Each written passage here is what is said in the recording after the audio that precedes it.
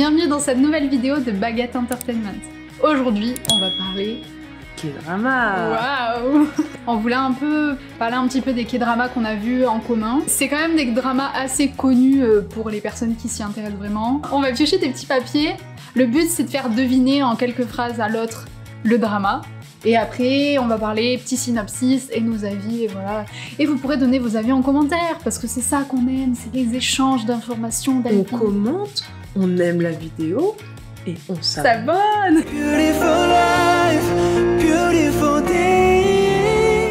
Ah, c'est moi qui commence. Oh là là, la pression.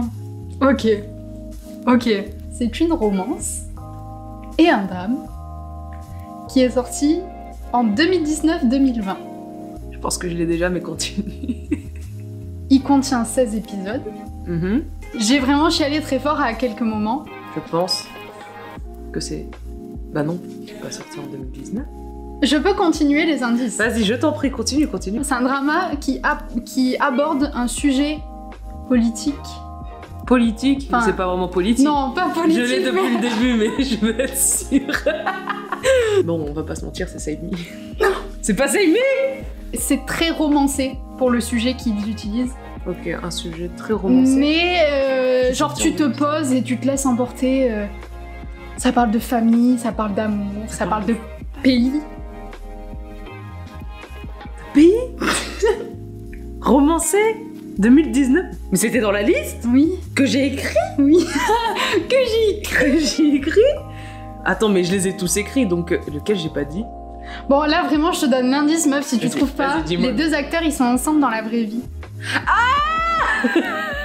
Mais c'est politique, tout simplement. Bah oui, mais je savais pas si Crash Landing on You. Oui. 300 après. C'est Yoon Se-ri, qui est l'héritière sud-coréenne d'un grand groupe industriel, qui est prise dans une tornade, qui l'a fait dévier de sa trajectoire et atterrir en Corée du Nord. Elle est trouvée par Ri Jong-hyuk, je suis désolée pour mon accent, c'est affreux, qui va l'aider secrètement à retourner en Corée du Sud. Et au fil du temps, voilà, il y a de petites aventures, et puis on vous laisse regarder. Ça m'a donné envie pour de vrai. Mais c'est trop bien, c'est trop bien. J'ai beaucoup apprécié ce drama. La représentation de la Nord-Corée, je sais pas si elle est vraiment, comment on dit, accurate, Ouais, mais en français. Mais ils prennent des cours pour l'accent, donc ça c'est pas mal du tout. Et après, bon, la romance, et moi, quand c'est trop cucu, c'est un peu chiant. Au début ça allait, mais comme c'est vraiment du, comment ça s'appelle, du live shot. Okay. On shot 6 épisodes, on attend l'avis de l'audima, des auditeurs. C'est vrai qu'ils font beaucoup ça, les Coréens. Et en gros, ensuite, ils tournent la suite en fonction d'eux, et souvent, c'est le cucu qui est demandé. Voilà, c'était un peu cucu sur la fin, mais quand même, les personnages sont attachants, surtout les Nord-Coréens. C'était très drôle à regarder, franchement. Alors moi pareil, j'ai l'Alzheimer hein, les gars, donc j'ai mis des petits... Moi j'ai bien aimé le sujet en lui-même. Je trouve que vraiment parler du conflit entre Corée du Nord, Corée du Sud, et en même temps le fait que le pays sépare les gens, mais ces gens-là peut-être qu'ils voudraient vivre ensemble ou quoi. Et vraiment tout l'aspect familial avec les subordonnés de Hyuk, moi vraiment, je crois que c'est mes personnages préférés. Oh, moi aussi. Parce qu'ils sont trop touchants. Genre. Après, ça ne se passe pas du tout comme ça. Mais du coup, le point négatif, je pense que c'est ça. C'est très très romancé. C'est ça. On voit très bien que, voilà, on est dans la romance, ça se passe pas du tout comme ça dans la vraie vie. Tu atterris là-bas, tu meurs. Voilà, c'est très romancé et c'est très slice of life. Beautiful day. Oh mon dieu, est-ce que je vais pouvoir deviner? Alors, sorti en 2020, 2019-2020 aussi. Science-fiction. Sweet Home. Mais laisse-moi tranquille. De base, on est censé suivre l'histoire de Cha Young-so, qui est un jeune adolescent, un geek, qui est parti de chez lui après un drame familial et qui s'installe dans un immeuble qui ressemble un peu à un Gochiwon mais en plus gros. Quelques temps plus tard à peine, des monstres envahissent l'humanité comme des parasites et infestent les humains. Et on va dire que tout l'immeuble se retrouve piégé dans l'immeuble en lui-même. Ouais. Et le personnage principal, Cha Young-so, est infecté, mais ne devient pas un monstre. Tin, tin, tin, tin. Alors moi j'ai pas fini la série encore. J'ai regardé à moitié, j'aime beaucoup pour l'instant, j'adore les acteurs, j'aime beaucoup le fait que les personnages ils aient vraiment des tempéraments différents et essayer de cohabiter avec tous ces tempéraments là. Il y a beaucoup de mystères, d'où ça vient, pourquoi certains se transforment, d'autres non, pourquoi... Enfin il y a plein de mystères, je sais pas si on va être éclairé à la fin de la saison. Non. Vraiment l'ambiance est cool. Ça te met un suspense, un stress. Moi, des fois, je suis devant un épisode, je suis comme ça, je suis au bout de ma vie.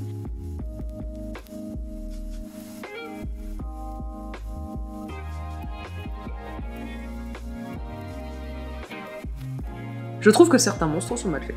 Vraiment, moi je suis d'accord avec les gens que le CGI est pas ouf. L'histoire en elle-même, j'ai beaucoup aimé, et même...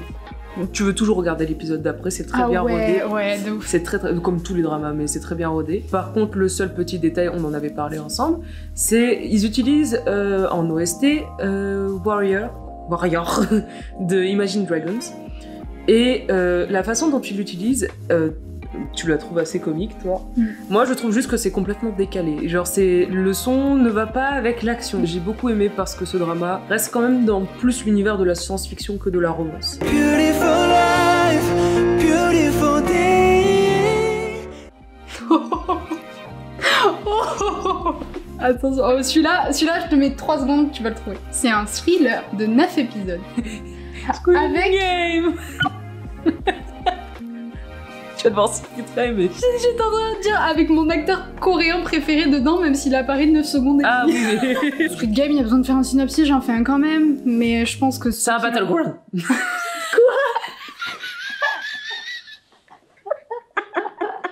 La série raconte l'histoire d'un groupe de personnes fortement endettées, voire fauchées, qui risquent leur vie dans un jeu de survie mystérieux avec comme récompense une somme de 45,6 milliards de won, soit 32 millions d'euros. Il est incroyable. Vraiment, il se démarque des autres parce que vu que c'est pas un partenariat avec Netflix, mais c'est une série Netflix. Voilà, c'est ça. Ils ont beaucoup plus de liberté et ça se voit du côté de la sexualité. En gros, en Corée, les armes blanches, le sang, tout ça, c'est flouté dans les dramas quand ça passe à la télé.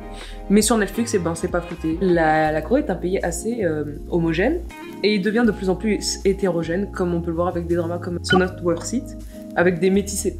Ouais. Où il y a des métissés. C'est vrai que tu m'avais montré. Voilà. Et vraiment, tu sens que la Corée commence à devenir un peu plus hétérogène. Pour moi, le point fort de la série, c'est tout l'aspect, un peu la critique du genre humain. Les personnages, leur caractère, leur façon de voir les choses, de se comporter. Vraiment, on a des personnages. Je pense que chacun d'entre nous peut s'identifier à au moins un des personnages parce que vraiment, ils sont tous différents et je trouve ça fort en fait. Ça, c'est vraiment un aspect que j'adore. Quand on nous donne des indices dès le début, qu'on les voit pas, et en fait, à la fin, on nous les révèle, et on est là comme des cons, et on se dit putain, c'était là depuis le début. Les 2 points négatifs que je peux avoir sur Squid Game, c'est plus la hype autour. Ce qui m'énerve, c'est les gens qui pensent avoir la science infuse, et qui commencent à étaler leur savoir alors qu'ils n'ont vu qu'un drama dans leur vie. Ça. Et le deuxième point négatif, c'est s'ils font une saison 2. Des fois, il y a des questions qui sont faites pour pas avoir de réponse. C'est ça. Et laisser de l'imagination. Ouais, c'est ça. Mais surtout quand le mec qui a écrit la série te dit que de base, la série était pensée pour une saison et qu'il n'avait pas pensé pour une deuxième saison, pour moi, ça pue. Beautiful life, beautiful day. J'ai juste envie de faire un bruit. Je sais pas si tu vas le deviner ou pas si je fais le bruit. Mais ça me ferait très rire que tu le devines. Vas-y. Ah! Quoi? Salagé! Teto salagé! Nomu salagé! Ya! Ah mais c'est It's okay not to be okay. 사랑한다고! 사랑한다니까? 진짜 너무너무 사랑해! 또 도망치냐? 내가 사랑한다는데 왜 도망쳐? 왜? 사랑해! 야! Ça raconte l'histoire de Moon Gontae, qui est un agent de santé dans un hôpital tout simplement, psychiatrique, au service psychiatrique, qui va rencontrer une auteure qui s'appelle Ko Moon-yeon et qui est un peu excentrique sur les bords. Et au fil de l'histoire, il va se passer des trucs qui vont tomber peut-être amoureux, peut-être qu'il y a un psychopathe dans les environs, on ne sait pas. J'adore les thèmes abordés, le thème de la psychologie. Il y a beaucoup de scènes marquantes qui restent gravées dans mon esprit encore aujourd'hui, donc ça veut dire que quand même la série a marché pour moi. Je vais pas spoiler, mais notamment la scène à l'hôpital entre Moon Gangtae et Moon Sang-tae, entre les deux frères, voilà.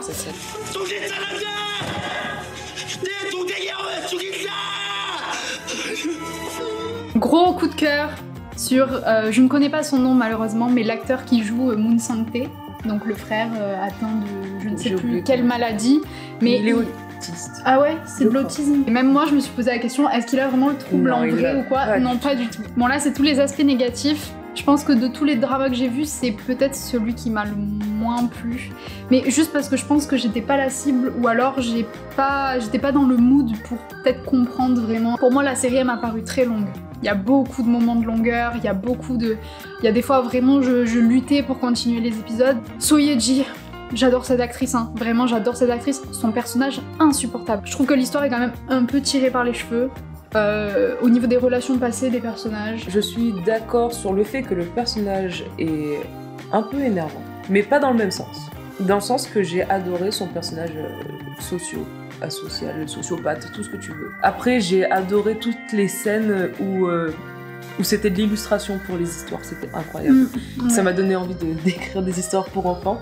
Et à chaque fois, il y avait une morale qui était très intéressante et qu'on peut appliquer dans la vie de tous les jours. Donc, franchement, il est à voir, pas à revoir. On est d'accord là-dessus. Voilà, c'est ça. Beautiful life, beautiful day. Oh, intéressant. Intéressant. Ah, ça doit être ça.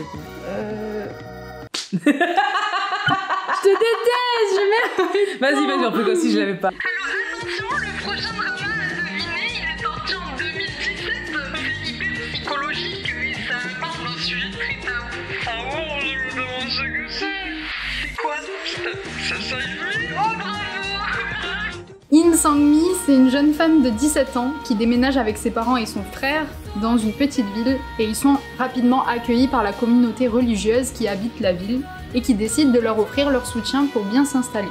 Suite à une tragédie dans sa famille, ses parents et elle vont devoir être dans l'obligation de s'impliquer dans la communauté religieuse qui se trouve être une secte. Il est très intéressant, vraiment. Ça représentait bien comment ça se passe quand tu es forcé d'entrer dans un culte, dans une secte, et que les gens ne s'en rendent pas compte de ce qui se passe. Et tu te rends compte à quel point c'est atroce de ne pas être cru. Et vraiment, les personnages sont incroyables. On s'attache quand même beaucoup aux personnages. Et franchement, si je devais conseiller un drama comme premier drama, il en ferait partie. Des fois, ce drama traîne, je trouve, sur la longueur aussi.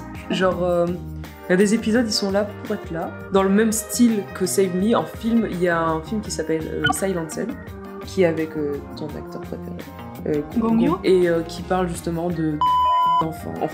Ah ouais, d'accord. Dans un orphelinat. Bref, c'est très compliqué et l'action s'est déjà passée. Il y a des trucs horribles qui se passent, mais ils sont obligés de vivre avec ça à la fin. Et vraiment, je trouve que le cinéma coréen fait très bien ça, alors que les autres cinémas sont en mode « Oh, on a réussi à éviter la catastrophe Ouais, je vois. Non, c'est pas comme ça Ouais. que ça se passe dans la vraie vie. J'ai commencé à stan 2PM juste après ça. C'est vraiment, en fait, c'est un drama qui va te briser le cœur parce que tu te sens impuissant. Et tu vois vraiment la détresse du personnage de So Ye-ji, je sais plus comment il s'appelle. Toute sa famille, tout son entourage, tout le monde l'abandonne et même les petites lueurs d'espoir qu'elle peut avoir et les gens qui peuvent l'aider, bah en fait ça marche pas. Donc Il y a en toujours, fait, il y a- ouais, il y a toujours un problème. c'est ça. Ça montre que sortir d'une secte, c'est vraiment presque impossible. Voilà. Beautiful life, beautiful day. Vas-y, dis. Romance, fantasy et drame. Ah mais Goblin. Oui, Ah ok. Bon Goblin, on va essayer de pas trop tergiverser là-dessus parce que c'est un je peu. l'ai pas fini. Non mais c'est surtout que c'est quand on parle de K-drama, c'est la base. Voilà, c'est vraiment c'est mythique. C'est mythique. C'est le bienvenu chez les ch'tis coréens. C'est ça. Beautiful life. C'est Kim Shin qui est un général de la dynastie Goryeo au service d'un jeune roi influençable. Ce dernier, manipulé par un conseiller avide de pouvoir, massacre les proches de Kim Shin, dont sa sœur, l'impératrice, et condamne le général à mort pour trahison. Quand Kim Shin doit faire face à la mort au lieu de l'honneur, après avoir combattu dans une bataille féroce pour son roi, les morts de ses proches et son déshonneur le condamnent à une malédiction divine. Il sera un gobelin, un être immortel. La seule personne qui pourra le sauver sera une jeune fille, capable d'arracher l'épée surnaturelle qui le transperce, mais l'immortalité le fatigue et il décide ardemment de trouver la jeune fille, fiancée humaine de la prophétie, capable de libérer son âme. J'ai adoré toute l'histoire sur le passé des personnages, tout l'aspect un petit peu... Alors je sais pas si c'est traditionnel coréen, enfin un peu de la culture Ça coréenne. l'est totalement, vu que c'est basé sur le gobelin, ça Ouais. fait partie du folklore coréen. Gros point sur la relation entre les personnages de Gong Yoo et de Lee Dong-woo. Et même Sung Jae. Bah, Shin, Sung Jae qui joue le neveu. Ces trois-là, Ah. incroyable. Sung Jae. Sun, Sung Jae. Bon, B2B quoi. vite. Le seul point négatif, je te l'avais raconté, c'est que pendant un moment j'étais un peu mal à l'aise devant la série parce que je trouve que la fille qui doit libérer Gong Yoo, Sa fiancée, tout ça. voilà sa fiancée, je trouve qu'elle accepte très facilement son sort, que oui je sais sur ça on n'est pas d'accord, On mais je va trouve pas qu'elle accepte trop facilement son sort, elle se pose pas de questions, genre le mec il lui dit c'est ta prophétie, elle est en mode ah d'accord très bien, allez c'est parti, allons-y let's go. Quelques épisodes un peu sur la longueur, mais j'ai dit on se laisse emporter par la magie, les OST abusément incroyables, l'histoire qui est originale, Crush. qui mélange traditionnel monde moderne. Le personnage d'Untak n'accepte pas son destin facilement, c'est que depuis qu'elle a 8 ans et que sa mère est morte, tout simplement, il y a des fantômes qui viennent lui parler et lui dire tu es la fiancée du gobelin, tu es la Ouais, fiancée du ouais. gobelin, tu vas l'épouser. Et vu la situation familiale dans laquelle elle se trouve, je pense que elle doit se dire bah c'est ma destinée et ça fait depuis que j'ai 8 ans qu'on me le dit, donc ça doit être vrai. Donc c'est peut-être pour ça qu'elle pense Ouais. comme ça. Mais j'aime bien ton ouverture d'esprit par rapport à moi, tu vois. Le personnage qui suit Untak depuis qu'elle est toute petite, Destinée. Cette scène où elle croise Sung Jae et que d'un seul coup leur vrai visage se révèle. Cette scène est incroyablement belle.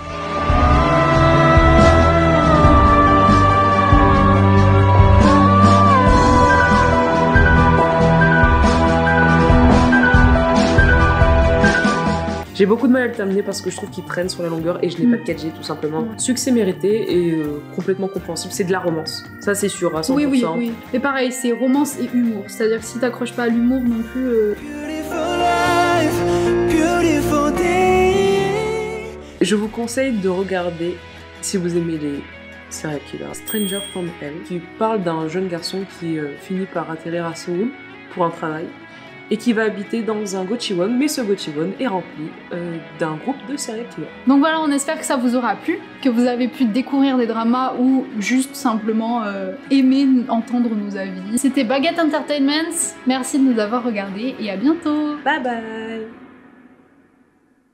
Oh Jeanne! C'est bon, elle a fini. Ah, je peux pas mourir. Jeanne, elle va aller sur le balcon. Et elle va vous laisser tranquille. Mais pourquoi elle veut aller dehors?